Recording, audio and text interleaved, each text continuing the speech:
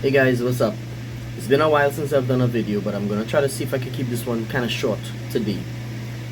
What I want to talk about today is the way that I think, this is my personal opinion, the way that I think you should try to approach your trading style. Right? Now, this is something that I teach regularly, right? You must trade in alignment with your persona and your personality. So if you are an impatient person, I would highly advise against trying to swing trade. That's all I'm saying. What I also want to get you to understand is the frequency of trades that you take, right? In other words, the frequency of trades that you take should align with the type of trading that you want to do. You don't want to be a swing trader, but you're taking 7 trades in a day. It's unlikely that a trade, there are going to be 7 setups to swing 7 different trades in one day. If you understand what I'm saying, it's very unlikely that that is going to occur. If you're taking 7 setups in a day, that's something that is most likely more in alignment with a scalp setup. If you're looking for something day trader wise or daily, you can maybe find maybe 2 or 3 setups daily, right? And intraday, maybe 1, maybe 2, right? The way that I look at it, I prefer to go intraday into swing.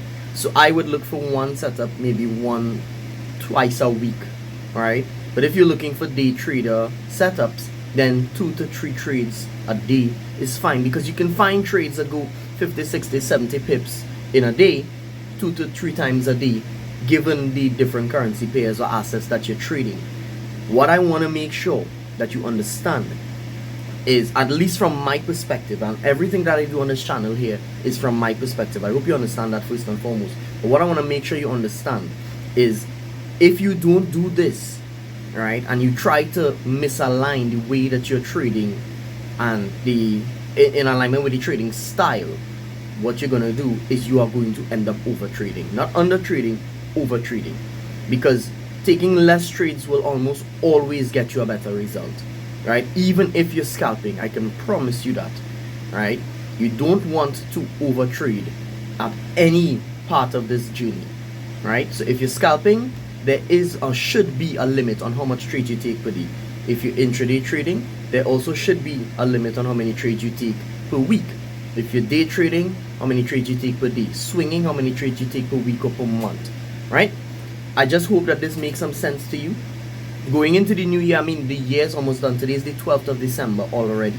Alright? Going into the new year, if you don't make any change at all in your trading, make this one change. Look at the type of trades that you're taking, and look at the type of trades that you want to be taking, and try to make sure that they are in alignment. Alright? Typically, the scale goes from this: more trades to less trades, scalp, day, intraday, swing. Alright? So, more trades scalp, less trades swing. If you're going, the further you go swing, the less trades you should take per day. Right? That is just me. That's just what I think. It's something that I have known to be true for quite a few years now, and it's something that I feel like is very powerful. Right? Other than that, like the video if you like this. If it is you want more like this, definitely subscribe. Comment below if it is you agree. You know what? If you disagree, comment below. Maybe I'm wrong. Maybe I missed something, or maybe I don't know the metric of something. Let me know in the comments below. I'm more than open to being corrected. Let me know what you think below, if it is you disagree or you agree. And yeah, I will see you guys in the next one. Peace out, guys.